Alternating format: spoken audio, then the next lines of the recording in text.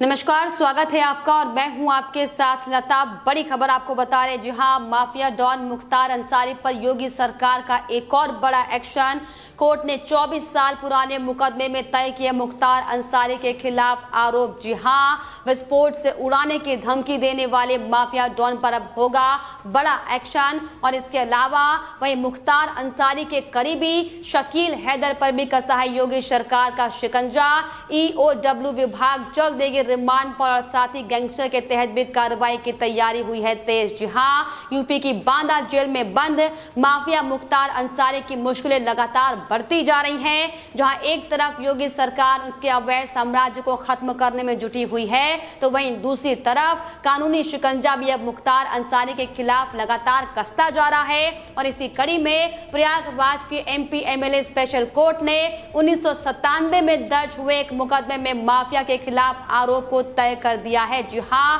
मुख्तार अंसारी को बड़ा झटका देते हुए MP MLA की स्पेशल कोर्ट ने मुख्तारी अंसारी के खिलाफ वाराणसी के महावीर प्रसाद रुंगटा को फोन पर धमकाने के मामले में आरोप तय किए हैं। और इन आरोपों को लेकर मुख्तार अंसारी के खिलाफ जो लगातार अभी तक मामले तमाम दर्ज किए गए थे, उन आरोपों में पुष्टि करते हुए कोर्ट ने अब साफ तौर पर बड़ा फैसला सुनाया है। और अब आरोप तय होने के साथ ही मुकदमे का भी ट्रायल जल्द ही शुरू किया जाएगा, जिससे अंसारी की मुश्किलें अब और ज्यादा बढ़ सकती है। जी हां, आपको बता दें कि MP MLA स्पेशल कोर्ट में मुख्तार अंसारी की वीडियो कॉन्फ्रेंसिंग के जरिए पेशी की गई थी, जिसके बाद कोर्ट ने आरोप तय करने का फैसला सुनाया है। हालांकि इसके पहले मुख्तार अंसारी के discharge application MP MLA special court 13 अगस्त को खारिज कर चुकी है। जी हां, दरअसल आपको बताएं कि 1 दिसंबर 1997 को वाराणसी के भेलूपुर थाने में महावीर प्रसाद ने एक FIR दर्ज कराई थी, जिसमें मुख्तार अंसारी को आरोपी बनाया गया था।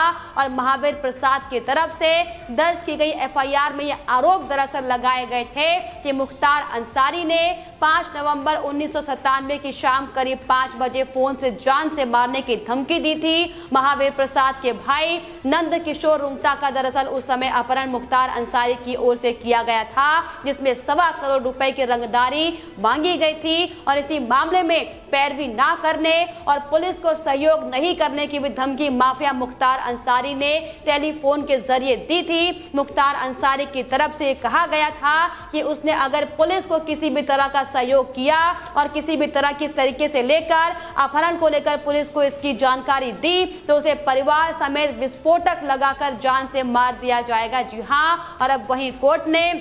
वीडियो कॉन्फ्रेंसिंग के जरिए बांदा जेल से पेश हुए मुख्तार अंसारी के खिलाफ आरोपों को बेबुनियाद और खुद को बेगुनाह हालांकि बताने की कोशिश मुख्तार अंसारी कर रहा था। लेकिन अब मामले की सुनवाई कर रही स्पेशल कोर्ट ने मुख्तार अंसारी की दलीलों को खारिज कर दिया। और साफ तौर पर कोर्ट ने कहा है कि मामले में उसके खिलाफ मुकदमा चलाने के लिए पर्याप्त आधार है। और इसीलिए अब MP MLA स्पेशल कोर्ट के जज आलोक कुमार श्रीवास्तव ने अभियोजन और मुख्तार अंसारी पक्ष की दलीलों को सुनने के बाद अब मुकदमा चलाने का आदेश दिया है। तो लगातार मुख्तार अंसारी की मुश्किलें बढ़ रही हैं। मुख्तार अंसारी के खिलाफ माफिया विरोधी अभियान के तहत पहले से ही लगातार पुलिस प्रशासन उत्तर प्रदेश की पुलिस एक्शन मोड पर है। गाजीपुर और मऊ से लेकर लखनऊ समेत तमाम अन्य जिलों में मुख्तार अंसारी की अवैध रूप से तमाम जो संपत्तियां अब तक अर्जित की गई थी, उन्हें लगातार कुर्क करने का काम किया जा रहा है और तमाम संपत्ति को ढाया जा रहा है। और साथ ही साथ मुख्तार के खिलाफ आपको ये भी बताते चले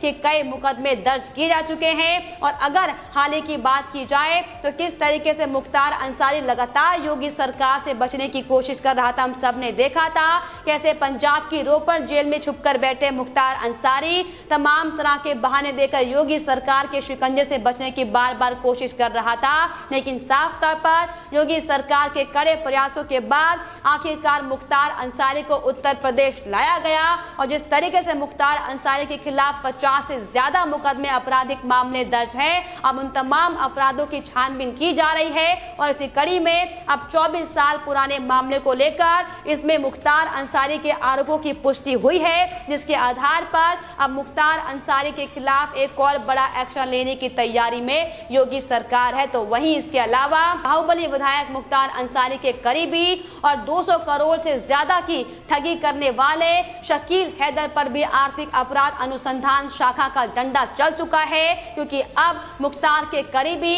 शकील हैदर को रिमांड पर लेने की तैयारी ईओडब्ल्यू विभाग ने कर दी है। जी हां, आपको बता दें कि बीते 21 अगस्त को ही वजीरगंज पुलिस ने शकील हैदर को गिरफ्तार किया था। शकील हैदर के खिलाफ अमेठी में दर्ज केस की जांच ईओडब्ल्यू की ओर से की जा रही थी और अब सबूतों के आधार पर पुलिस इन तमाम मामलों को लेकर गैंगस्टर की कार्रवाई करने की भी तैयारी तेज कर रही है। दरअसल आपको बताएं कि शकील हैदर ने अपनी company Hind concrete product private limited नाम से संचालित कंपनी पर अमेठी में साल 2013 में प्रधानमंत्री ग्रामीण सड़क योजना के तहत दरअसल ठेका लिया था और ठेका लेने के बाद उसने बिना निर्माण का काम कराए ही 12 करोड़ रुपए का काम कराने की एवज में 12 करोड़ रुपए ठग लिए थे और इस धांधली के आरोप की जांच ईओडब्ल्यू की ओर से लंबे समय से हालांकि की जा रही थी और साथ ही साथ जांच टीम ने अब मामले में फरार चल रहे जिस तरीके से शकील हैदर के खिलाफ वारंट भी दिया था कि किस तरीके से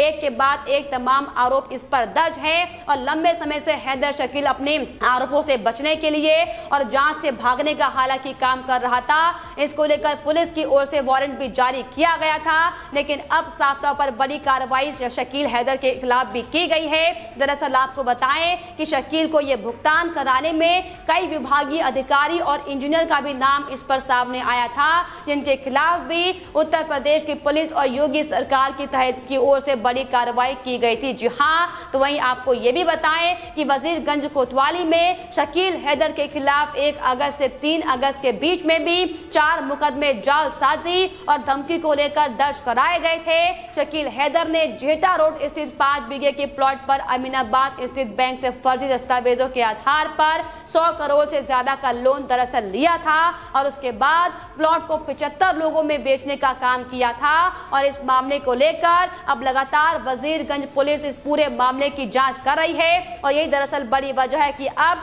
जो एक के बाद एक बड़े घोटाले और जिस तरीके से जालसाज का मामला शकील हैदर का लेकर सामने आया है, अब इसको लेकर ईओडब्ल्यू की टीम अब लगातार शिकंजा कसने की तैयारी में है और जो एक के बाद एक जो बड़े खुलासे मुख्तार अंसारी और उसके गैंग के मेंबर के होते दिखाई पड़े हैं, इसके खिलाफ अब गैंगस्टर कार्रवाई के तहत भी बड़ा एक्शन लिया जाएगा। जी हां, दरअसल ये सिर्फ और सिर्फ योगी सरकार का उत्तर प्रदेश है और इसीलिए जब से योगी सरकार बनी है तभी से लगातार भू माफियाओं से लेकर अब तक जो सिर्फ और सिर्फ समाजवादी पार्टी की आड़ में तमाम तरह के अपराध करते हुए दिखाई पड़ रहे थे, किस तरीके से माफिया डॉन मुख्तार अंसारी के ऊपर 50 से ज्यादा आपराधिक मामले दर्ज हैं, जिसमें साफ तौर पर हत्या, लूट और डकैत के मामले लगातार इसमें शामिल हैं, जिनको लेकर अब योगी सरकार की ओर से एक एक तमाम मामलों पर जांच गहनता से की जा रही है और इसी कड़ी में ये बड़ी वजह है कि अब मुख्तार अंसारी की मुश्किलें बढ़ने वाली है, क्योंकि हालांकि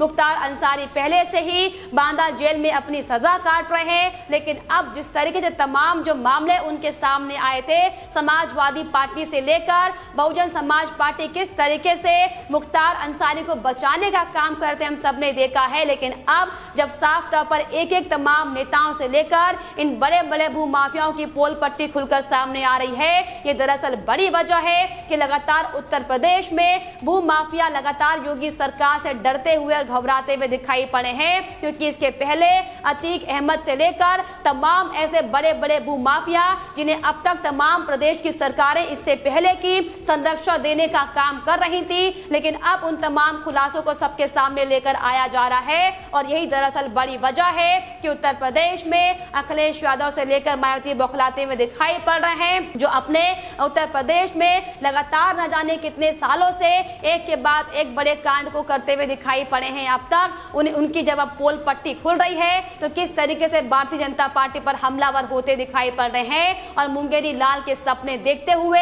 400 पार की सीट लाने का हालांकि अखिलेश यादव दावा कर रहे हैं, लेकिन ये योगी सरकार का साफ तौर पर उन तमाम पुरानी पार्टियों को कड़ा जवाब है कि अब तक किस तरीके से इन भू माफियाओं को, इन अपराधियों को उत्तर प्रदेश में संरक्षण देने का काम किया जाता था, जिसे योगी सरकार के आने के बाद लगातार एक के बाद एक बड़े एक्शन लिए जा रहे हैं और एक दरअसल बड़ी वजह है कि अब योगी सरकार के डंडे से बड़े बड़े भूमाफिया माफिया और अपराधी डरते हुए नजर आ रहे हैं। लेकिन फिलहाल इस पर आपकी क्या राय है, हमें कमेंट बॉक्स में जरूर लिखिएगा। साथ ही साथ हमारे चैनल को सब्सक्राइब करना भी ना भूलें।